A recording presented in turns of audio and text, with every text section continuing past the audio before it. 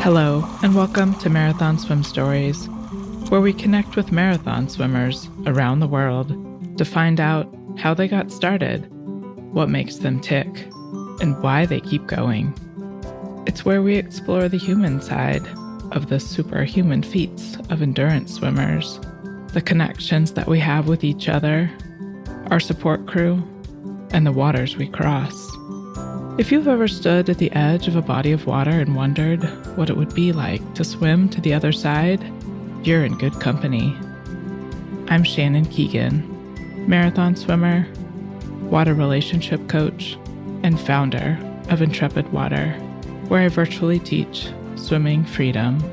Freedom to get started, shed the confines of the pool, or your preconceived notions of what's possible. Find out more at intrepidwater.com. A natural-born storyteller, Antonio Argüelles, doesn't waste a moment. He jumps straight into the story of how he got started swimming in cold water in his grandfather's oddly shaped pool, why swimming is his medicine, the familiar dream of wanting to be an Olympic champion, and how the tides turned and he became the seventh person to complete the Ocean's 7. If you haven't read it yet, be sure to pick up a copy of his book, The Forever Swim. I hope you enjoy my conversation with Antonio. I'm here today with Antonio. I was practicing with my husband last night, so let me see how I can do. How I do. Oh, no, I'm not going to do well. Tell me your last name. If you pronounce it right, I don't want to butcher it. Okay, my name is Antonio Argüelles. Argüelles. I'm from Mexico, and I have been a swimmer since little kid, very little kid. I learned to swim when I was about 3 years old, and I guess I started open water swimming, or at least the cold part of open water swimming, because my grandfather had a pool in his house in a town south of Mexico City called Cuernavaca. And Cuernavaca is between Mexico City and the two big volcanoes in Mexico, Popocatépetl and Iztaccíhuatl. So in those days, I don't know if it happens today, but in those days, the water in Cuernavaca came from the volcanoes. So it was very cold water. And I don't understand my grandfather because he went all the trouble to have heating installed in the pool. And it was a very odd pool, 17 meters. I never understood why 17 meters, because it could have been 15 or 20 or 25. No, he said 17. And the other thing was 3 meter deep. So it was another thing that it was, why do you have a pool so deep? But anyway, that's where I started. And I was probably the only one in the family, along with my brother sometimes and my father, who was willing to swim in that cold water. Mm. So that's where I started. And, I don't know if any of your other guests have said, but for me, swimming has been the greatest medicine that I've had because I'm hyperactive. And right now, I'm 63 years old. And when I was a little kid, I went to a school, the German school in Mexico, a very strict school. And I don't know why my parents sent me there because, we have zero German descendancy. And so I went there and I was always getting in trouble because I didn't sit down and I was running and I got into fights because I was chubby and everybody was telling me that I was a chubby, and I was big.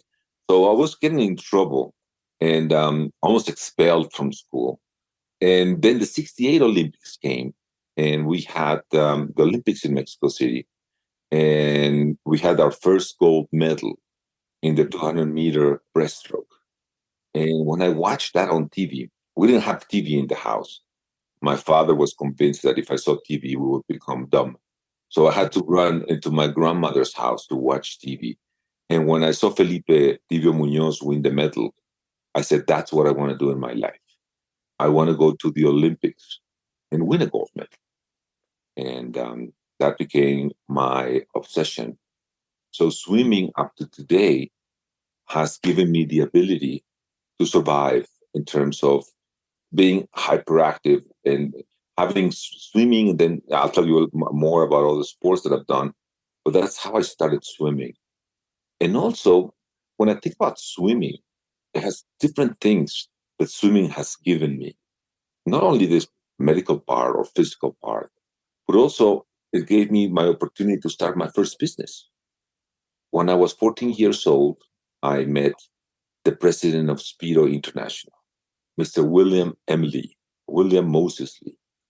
And I started selling goggles, swim caps, and swimsuits in Mexico. And at the 76 Olympics in Montreal, I didn't make the team, barely missed it, but I went there anyway. I asked Mr. Lee, I said, Mr. Lee, why don't you, you know all the coaches in the States, the best coaches, get me a summer internship in one of those teams with Richard Quick or Keith Skinny. I want to swim them in Texas. And he said, no, Antonio, that's not a good idea.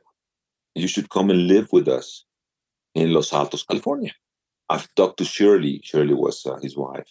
I've talked to Shirley, and we both agree that at some point, Mexico and the United States will have to have a much closer relationship. And, he was thinking of the North American Free Trade Agreement, probably. And it will be very good for you and for your country that you learn the American way of life. So imagine coming back from Montreal and telling my parents, I'm going to live in the States and I'm leaving in 2 weeks. And so I flew to California. Have you ever been in the Bay Area? Mm-hmm. Yeah. 101, okay? Mm-hmm. You land in San Francisco. In those days, it wasn't a direct flight. You land in San Francisco, and then we went from 101 all the way to Los Altos. And I couldn't understand Mr. Lee, all the things he was saying. He was speaking so fast that I said, oh my God, here I am, and what are we going to do? And when I arrived at his house, I realized that it was not me, it was him speaking too fast. And that's how I started being in the States and going to high school there. Many experiences as a foreigner in an American high school. First of all, everybody thought that I was a great water polo player. So I was a good swimmer, but I never played water polo. So can you imagine? My first day in high school was water polo practice. I never had a ball in my hand. That was horrible. Horrible. But water polo was good for me because one day I told Shirley, I said, now I know understand English because I can swear and play water polo at the same time. And those were the days of Mark Schubert. And the long distance swimmers, we had to do 20,000 meters a day. 10 100s in the morning and 10 100s in the afternoon, and that's what you have. And then 7 days a week. So the only thing I was doing is sleeping, eating, and swimming. And I made it through college. I finally got into Stanford.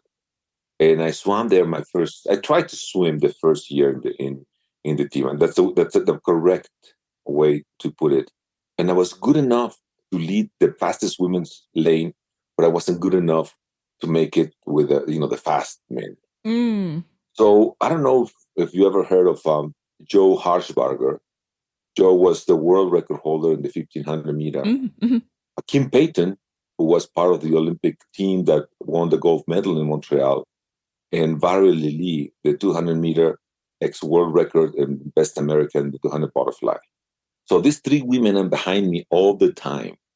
And they are bugging me every single day until after about 3 or 4 months, I think it was the late October, beginning of November, we had to do, I can remember clearly, we had to do 10 800s, warm up, 10 800s.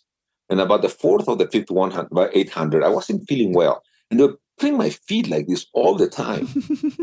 So I finished, I get the fourth or the fifth, I got out of the pool, and I told Jim Gordon, Jim, thank you very much for the opportunity. I'm not swimming anymore. And I quit swimming. Wow. And I started running. Oh, wow. Big change. And I've done 10 marathons. But at those days, triathlon was starting. And Speedo was one of the big sponsors of triathlon. Are you still doing your Speedo on the side here since you were 14? No, you know what happened with the company? I was a distributor for many years, and then Speedo was sold to Warnaco, and they decided they was going to, with NAFTA, they started doing many of the swimsuits here in Mexico, and they became a very big company. But the part of what we did was printing caps. And instead of closing the shop, we gave it to our employees. So one of the things that you will always see me is that I always have different caps, and I was giving caps away to my friends. And if you can send me your logo, as a matter of fact, if you have a logo for your Lake Ness swim, I'll make the caps for you. It will be a gift of mine. And no. Now, I don't know how many years later, now that I'm doing Morton, and I came up with the idea to doing an app, a swimming app for open water swimming. I'm going back to do sports related business. And just to finish the speedo part and the triathlon. So I started triathlon in Mexico, and I was part of the team that got triathlon to be an Olympic sport. So you went back to Mexico after college? Yeah, after college I came back to Mexico and started working for the government, and I spent many years in the government. And when I was turning 40, I wanted to go to Everest. I hadn't been swimming for almost 20 years, and I wanted to go to Everest. So I told my family, Lucia, Jimena, David, that I was going to go to Everest. And they said, if you want to kill yourself here in Mexico. Because if you die over there, we won't be able to bring even your body. So it was a big crisis in the family. So I decided I wasn't going to put them into that dilemma. And so I said, well, if I cannot do Mount Everest, what would be something that I could probably try? And I had already done an Ironman, so that was not a good idea. And I decided to go back swimming. And I swam for the first time the English Channel when I was 40 in 18 hours and 19 minutes. Can you take us there for a minute? What was it like? Well, it was one of those things that is, if it was a class, it would be everything you need to learn at a very fast pace that is going to help you for the rest of your swimming career. Mm-hmm. Number one is going out at night. I had to prepare myself to start early, but we started at like 4:00 in the morning, and I didn't think I was going to be able to follow the boat. I was very, very concerned about that. And so my coach had a lamp, and we had trained with the lamp in Mexico in the lakes, but never on a boat with a very, very tough sea. So imagine following the light up and down, up and down, up and down. I started throwing up at about an hour and a half. Yeah. Very, very, very bad. Then I hadn't been able to go to the bathroom, so I had to, I was with the cold water, my body was shrinking, and I felt a lot of cramps in my stomach. So that was bad. I vomited, I don't know how many times, and things got better when the sun came up and I stopped vomiting. But when we were about 10 hours off or 11 hours off, they told me, you're not even halfway. And we're thinking about taking you out. And I said, no way. I was trying to do back and forth. So I had trained for at least 24 hours. I said, no, I'm going to keep on swimming. And it was really complicated. I was the only one who finished that day. It was really complicated. A lot of waves, a lot of wind. And as we were getting close to the French coast, they told me, if you don't put the next hour at 100%, you're going to miss the landing spot. And that would take another 3 to 4 hours. So imagine after 18 or 16 and a half hours, you have to go all what you have to the rest. And in the book, you'll see a picture, because I always make, in my generation, one of the movies that was an emblem was Rocky. He goes up the stairs and goes like this. Yeah. He's celebrating, So I thought I was going to finish my English Channel. I would do the same thing. I couldn't get up. I just barely was able to get out of the water. It was on my 4 like that. And then I finished. And I got a call from a friend of mine who is a reporter. And they wanted to do an interview. And he said, well, I'm very happy that you beat the English Channel. And I told him, well, I'm looking at the English Channel, and he doesn't look beat it. Yeah. What was beat it? It's myself. I had done Catalina, and I had done Manhattan. So with that, before the English Channel? Yeah. Okay. But Catalina and Manhattan are, in relative terms, easy swim. Manhattan is. Have you done Manhattan? I have not. No, but the title assists. You zip around, right? Yeah. Manhattan is just is the entry into a long distance swimming, but no problem. I was the seventh for many years, and one day Steven Munatones told me, "Well, we missed somebody, so now you're number 8." So I was the eighth person to finish, the seventh or eighth person to finish the Triple Crown at Oh, the time. wow. And I said, I'm done. I'm done the Triple Crown. I finished. I'm gonna go do some other things. And I went back to triathlon. I've done 5 Ironmans and running marathons. And when I was going to turn 50, a friend of mine invited, the wife of a friend of mine had a surprise party for my friend. So we went to the party and they had a film. And my friend was bald and chubby when he was a little baby. And at 50, he's bald and chubby. So, I told Lucia and my children that I did not want to have a surprise party, did not even think about it, that I wanted to do the Triple Crown in one season. At that time, nobody had done the Triple Crown in one season. So I started training again, swimming, coming back to swimming. And I wasn't the first one. There were two persons before me, but I was the third one to finish the Triple Crown in one season. And I was the first one to do it twice. So I did it twice. I got a prize here in Mexico, the National Sports Prize. And when I landed in England, I said, no more swimming for me. No more swimming. How many times have you quit? Only shortly. And I said, now I want to go to Everest.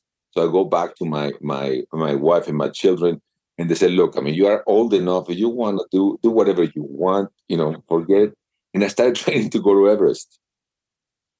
And I broke my leg. Oh, no. 25 centimeters in my femur. Oh, my God. So imagine a hyperactive person, 3 months in stretchers, and I couldn't do. I did everything that I could do with being half disabled. And I was swimming in the club. So I told the doctor, I need to go back to the pool. And so after the 8th week, he said, well, if you promise not to do flip turns or to use your leg, you'll be able to go to swim. Have you seen when the whales land on the sand and they cannot move the whales just like that? Because I was getting out of the water and you can't use your feet. You have to go and get the stretchers and beat yourself. So I'm laying down there in the pool, and a friend of mine comes and tells me, gee, you look really, really bad. And I said, what?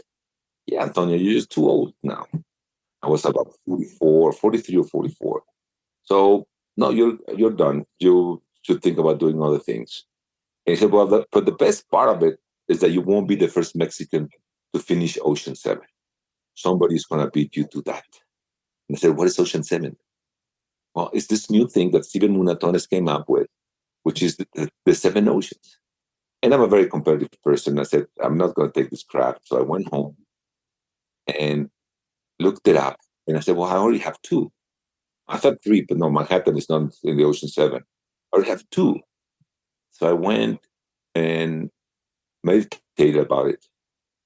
And I said, if I can go back and do 2 marathons and do one of them under 6 minutes per kilometer, I will be ready. So I started training for the New York Marathon and then the Chicago Marathon. And I was able to get to the point at the Chicago Marathon. Wow. The reason why I did that is if you really train for a marathon, there's nothing more painful than training for a marathon and running a marathon at your full blast. It's really painful. So I said, if I still have the capacity and the concentration and the threshold for that kind of pain, I can go back in the war. Have you ever wondered what happens in your body and your brain when you swim? Check out my new podcast, At the Interface, an invitation to non-swimmers and swimmers alike to explore what happens physically, emotionally, psychologically, and physiologically when we operate at the interface of air and water.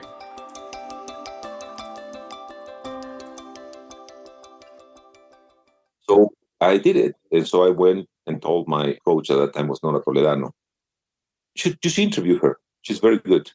Nora Toledano, she's one of the few people in the world who has done the English Channel back and forth. And she's the coach of many of the swimmers in Mexico that have crossed the English Channel, and Catalina and Manhattan. She's the coach of Abby. Oh, okay. Okay, got it. Yeah. So I went to Nora. I said, look, I want to do this. And she said, you really want to do that? Yes, yeah, I think I can get back in swimming shape. So I wasn't in shape, but in swimming shape. It's very different to be shape in land than be shape in the water. That's very true. Yes. Very different. Very different. So I started training, and the thing that everybody asked me, and this when you read the book, that's when where the book starts. Everybody asked me, Antonio, when I just said I was going to do the 7 oceans, I got inducted into the Swimming Hall of Fame. So everybody said, well, Antonio, you're already in the Swimming Hall of Fame. You've done twice, man, to the Triple Crown. You're National Prize of Sports. Why do you do this? And this is something that I say to people in my talks and in the book. There's no time in life for not having dreams and willing to achieve things. And in my case, I had this big desire that I wanted to do Ocean 7. And the question was, at that time, only 6 swimmers had done it, 3 women and three men. And all of them were under 40 years old. So when I'm saying I'm going to do this, I think I was 56 or something like that. So the question is, not only am I trying to do something that's very complicated, but you are like almost 20 years older than all the people, the average age of the people who have done it. I said, I will do it. I have no problem with it. So I did the first one. I did Gibraltar. What I did is to put it. I went the easiest one, easy, warm to cold, and I did Gibraltar. That's an easy one. Very demanded now. Open water swimming in the last 5-6 years, especially when the pandemic has gone.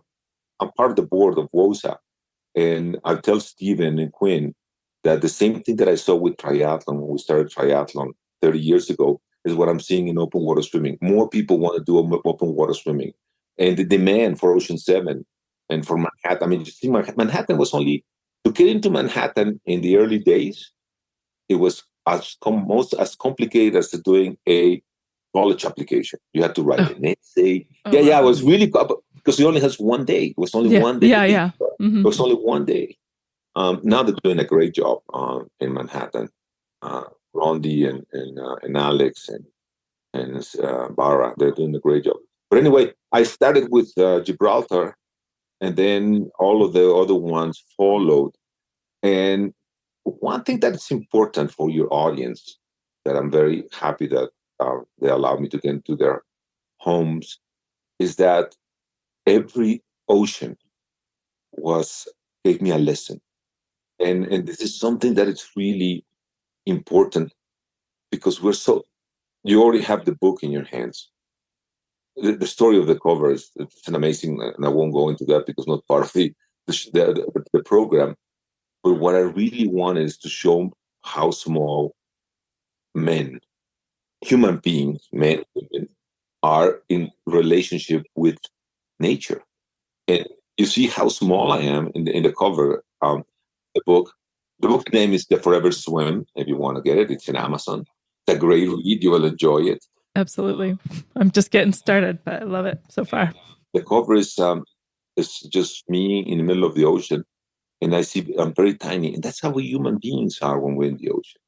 So Gibraltar taught me about how unpredictable life is, because I had a window that started a week after I would arrive in Tarifa, and the captain wrote me and said, "Look, the weather looks really, really, really bad. So don't make even the effort to come because I don't think you're going to be able to go out in the next 2 weeks." And I was already had the plane tickets and everything, so I went. And after 32 hours, I arrive in Tarifa and I find a post-it with this next message. I have good news and bad news. The good news is that you're going to be swimming tomorrow. The bad news is that you need to be there at 9 o'clock. This is 6 o'clock in the morning, 3 o'clock in the morning. Oh, gosh. So I would never have thought that I was going to be able to swim. And think about COVID. That was predictable. Life is unpredictable. Well, the ocean is unpredictable. So I did and finished. Then after that, we went to Japan, but I injured my shoulder during Gibraltar. And when I arrived in Japan, I had all bandage. And about 2 hours before swimming, Jimena, my daughter, sent me a message, said, Dad, it's probably the first time that you will not be able to finish a swim. But I want to tell you that you will always be my hero. And this is a great moment in my swimming career because I stopped thinking about ending in the other side and saying, I want to enjoy the swim. Wherever time I can be in the water, I'm going to enjoy every single moment because it's going to be very complicated. I go back to Tsugaru one day. Mm-hmm. And I finished. I finished in, I think it was 12 or 13 hours. And after that, we went to Molokai.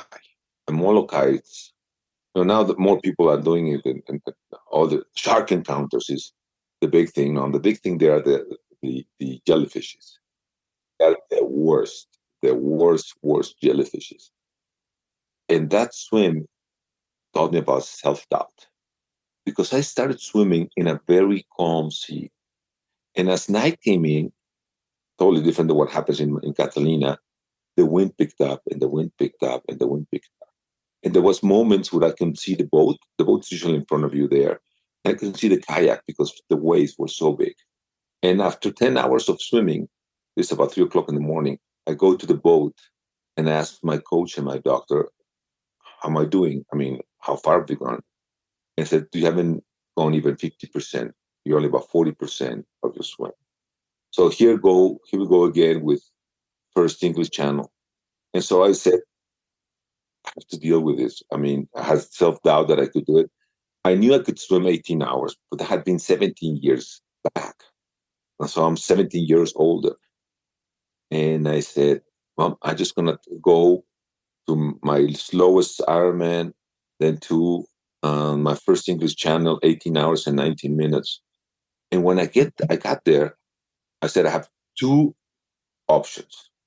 I can swim for another 40 minutes, get out at 19 hours and tell everybody that I've done my longest swim, or change the way I was looking at the problem. And usually when you're having self-doubts, it's because you are recurring thinking the same thing all the time, the same way. So I said, well, let's think 5 or 6 hours. What is that? Oh, that's a weekend workout. So instead of thinking about 24 hours, I thought, well, I just need to do a weekend workout. And I finished in 23 hours and 18 minutes. Oh, wow. So the warm swims are over, and now comes the cold. Mm-hmm. So I decided that I would train for a year in an aquatic park at the Southern Rowing Club, the greatest club in the earth. And in November, I said, I think I'm ready, but I'm not. How can I know if I'm ready? Okay. Do you know Dan Simonelli? Mm-hmm. Well, we've spoken. Yep. You spoke with him, Dan? Yeah. We're very good friends. He's my kayaker. He's my official kayaker. Official, yeah. So Dan had done the year before a Catalina swim the same weekend, the same day that the first swim was done on January 15th. I remember that, yeah. So I called him and I said, how did that go? He said, well, it's going to be 14 degrees. There will be a lot of wind. It's going to be complicated. But the most complicated thing is you will need to talk to Forrest Nelson and the people at the Catalina Swimming Federation, because that goes against all the things that they have. I mean, nobody wants to do January. So, the process starts in April. So I called Forrest and I called Treasurer. I said, I want to do this. I mean, I'll comply to all your requirements, the medical requirements and all of that. And I filled up the forms and I got a boat and everything. And on December 24th, I remember, I tell my coach, my team, my staff, my team, it's a big team, I have a surprise for you. I'm doing Catalina on January 15th. And they got so upset. Oh, no. Why were you taking a risk? You have a Cook in March, and then you have the North Channel in August. You've already done, at that time I had already done, I think, 4 times Catalina. So I said, and this is what the lesson about Catalina in the winter is, you gotta take the risks in your life. Mm. And taking risks will show you whether you were right or you were wrong. If you were right, you're happy, it was worth. And if not, you learn where your deficiencies are. And you learn that what else you need to do. So we went and I did it in 14 hours and 25 minutes, 4 hours longer than my best swim. And I was ready for cold weather. So we went to Cook, and Cook is something that taught me that if I hadn't had the mental training, and this is very important in open water swimming. Open water swimming, it's 80% mental, 20% physical. You need to train for the 100%, but it's mental. It's mental. And I started, when you see the pictures of Cook in my presentations, it's flat. So Philip tells me, the captain, tells me that we have about 14 hours, the window, because after that, a big storm is coming in. So I start swimming in a very nice, calm sea. And by hour 7th or 8th, the wind starts, and the wind starts. And you're going from the North Island to the south. And suddenly, I am doing parallel swim because the currents in the wind are so hard that if I keep going like that way, I'm going to be missing. And I'm going to miss the island. I mean, totally. That change in how I was preparing myself for the swim, and that I had to totally change my mind in a couple of minutes. It's like going downhill, and suddenly you realize there is a big climb. Well, that was it. And you have to react to that and adjust to that. So I finished, and so there's only one left, the North Channel. So I go to Donaghadee, and I said, I'm going to be there for 3 weeks. I need to get used to it. And the window opens, and bad weather. They tried to take somebody out one day when you saw that was really beautiful. They take him out, had to come back after 6 hours. And this is a Wednesday. And the captain comes and tells me, Antonio, I don't think it's going to be able. If you can go to sleep tonight, I will look at the weather all night long. And if I see there's a window, I'll come and tell you tomorrow. But you have to go to bed with that. So I went to bed and I really slept very, very well. I got up at 5 o'clock in the morning and I went for a walk. And it was raining and it was windy. And I said, we'll see what happens. So I told Rafa, my coach, that we will do everything that we do as if we were going to go. And so he was doing our warm up and doing our bands and stuff like that. And he arrives with now the secretary of the the North Channel Swimming Association, Mark Hamilton, and Nelson, the captain. And he said, Antonio, I've looked at the weather. You can have bad weather for about 3 or 4 hours, but after that, it looks good. If you trust me, when we're ready, I said, we have a deal. So in less than 30 minutes later, I was doing the North Channel. And I enjoyed the North Channel. And you know, what I told people is that we all have fears, but people don't want to admit that they have fears. And for me, my fear was cold water. I mean, I'm living in Mexico. I mean, Mexican beaches are never cold. Mexico City is not cold. You've done the training though. You spent time in the Bay Area, did Catalina in the winter, so you're ready. But I was afraid. You had to do the process. And when I tell people is when you're afraid about something, you have to work on what you're afraid of. You just kind of ignore it. And that's how I finish Ocean 7. But the epilogue is that you know Adam Skolnick? Adam Skolnick is a writer for the New York Times. And he's probably, he likes adventures, writing about adventures. And I had met him by telephone that year because, Kimberly Chambers? Mm-hmm. I've heard of her. Yeah. Him and I organized a swim on the 5th of May. we went from the border because when Trump had the thing about the wall, and Adam interviewed me, and I told him what I was doing, and he said, "Well, let me know when you go to the North Channel." And I said, "Well, I called him. I said, well, I talked to my editor in the New York Times and want to do a piece, and they sent a photographer. They sent a photographer, and I said, I cannot guarantee that I'm going to finish. I mean, I just tell your editor that. And I said, I want to talk to your editor and that he understands that there's a chance that it's not something that I can guarantee. And I talked to him. He said, but he's a very nice guy. So I finished, and Adam tells me, I'll submit my story, but don't have many hopes that it's going to be run. You know, it's an open water swimming. Why would that be more important than whatever was happening in the world? So this is Thursday, Friday. Saturday, Usain Bolt loses for the first time in the 100-meter dash. And I miss my plane because of changing of schedule. And I had to stay in London on Saturday and fly to Houston, oh goodness, Mexico. So I turned my phone off getting on the plane. And when I arrive in Houston, I turn it on, and my WhatsApp is going crazy.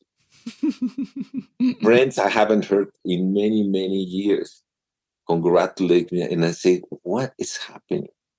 And I see them in the front page of the Sunday sports of the New York Times. Wow.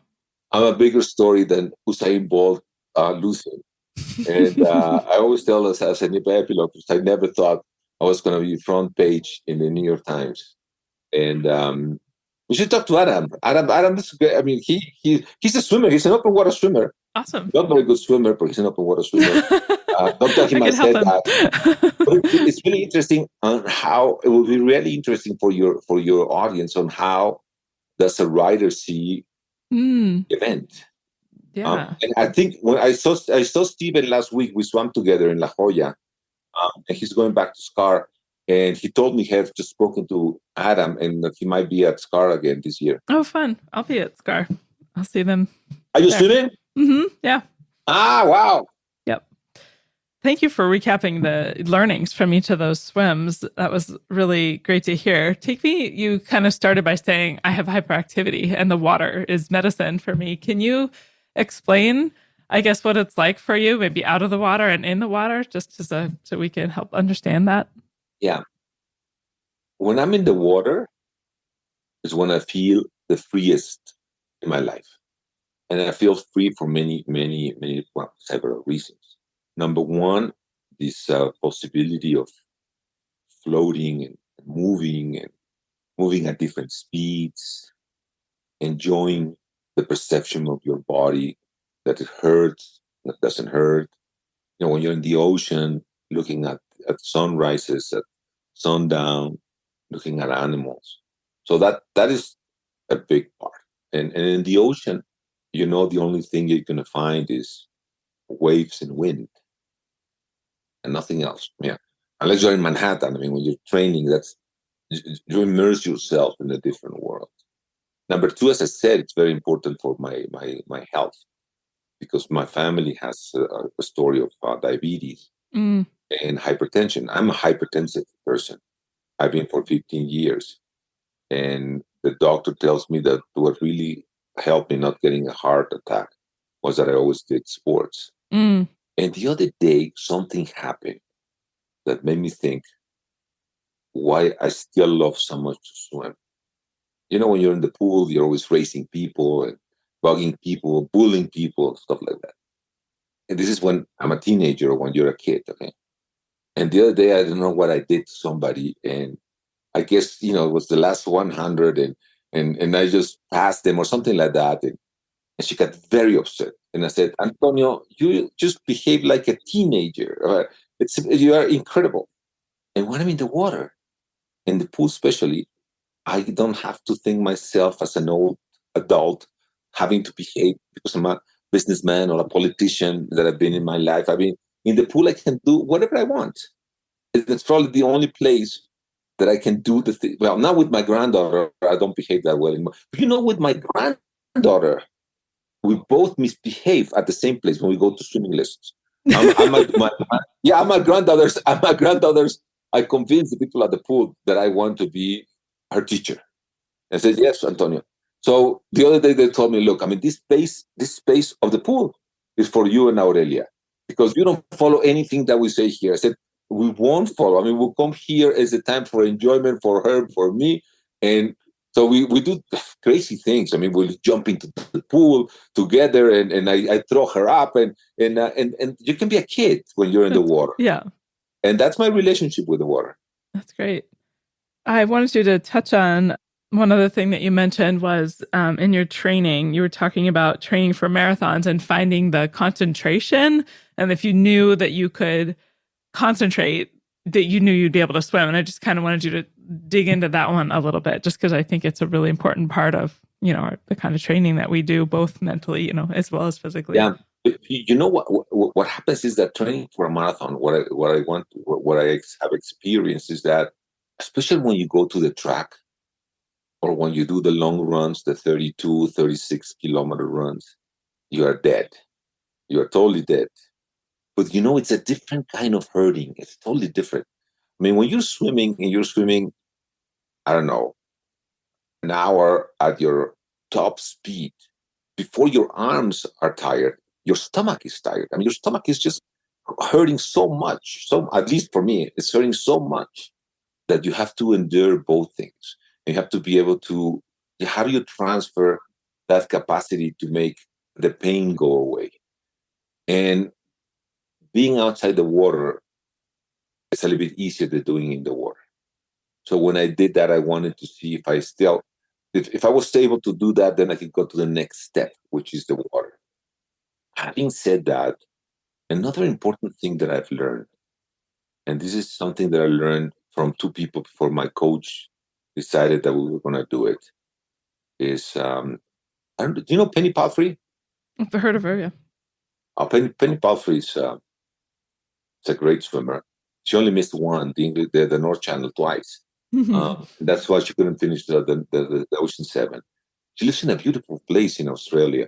And one day I was talking to her. We coincided in La Jolla, and we're both at the bathtub. And we started chatting. She just had finished her second Triple Crown. I think she's the third one or the fourth one who did it. She was the second one who finished that. And I asked her, how do you train? I mean, living in Australia, how you do? I said, I come as you do, I come here, but I'm doing something that you're not doing. I go in and out of the water. I go like 4 hours and I go out and then I come back to the water. And a very, very experienced long-distance coach, Tadeusz Kepka, he was from Poland. One day told me, why don't you do those kinds of training? He was a great coach for marathon running. And what we do now, our biggest challenge during the season is the 24-hour swim in May. Mm-hmm. I go in and out for 24 hours. Oh, wow. That's a big training, and that's a mental training. And then Simonelli and Rafael, who's my coach, they play tricks on me, like waking me up before the time or trying to make more difficult. If it wasn't difficult to swim that's something that you don't do in marathon. But marathon, you need a level of concentration that is the first step to going into open water swimming. And that's something that I've learned. Now, when you read the book in chapter 12, I talk about what I do with the mind and my mind training. And for example, was very important for the North Channel, very important. The way you imagine things and being able to warm your body. And now that I'm doing longer swims, when I did the double Catalina, there was a lot of pain. Manhattan, there wasn't no pain at all. But Catalina, I suffer in Catalina. And the other thing, now that we're talking about pain and things, and this was very difficult for me, but it was a very big step, not only in swimming, but in my life, is being able to say, I cannot. And I train, that's probably when Stephen wanted us to first meet. I trained for a year to achieve the double English Channel.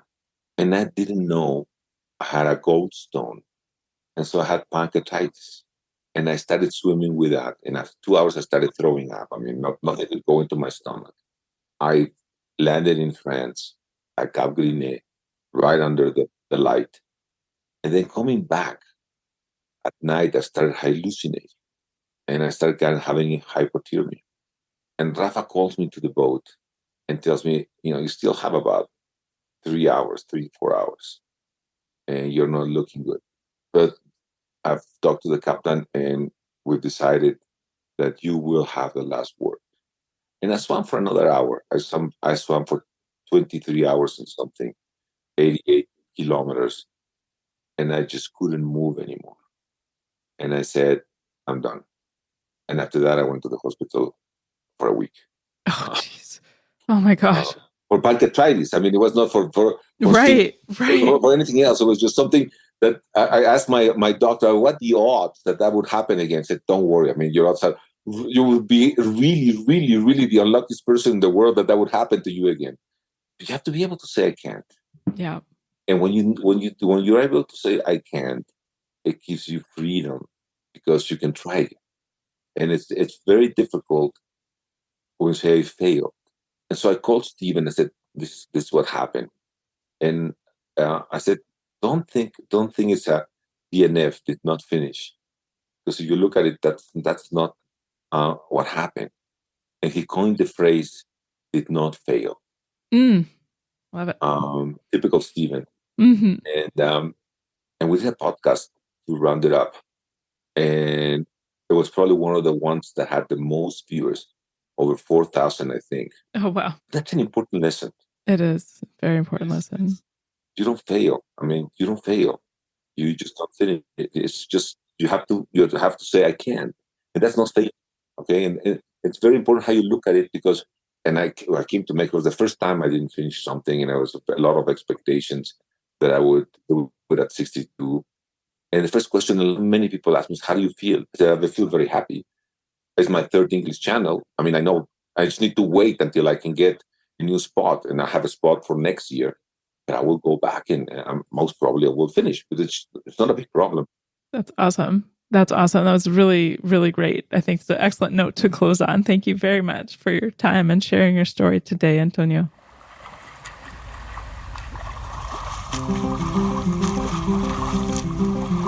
I hope you enjoyed today's episode. If you were inspired by even just a moment of this story, please share it with a friend. You never know what might push someone out of their comfort zone so that they can find out what they're capable of. And please leave a review with your podcast provider. It truly helps others discover the raw and honest stories of these amazing endurance swimmers. Thanks for listening.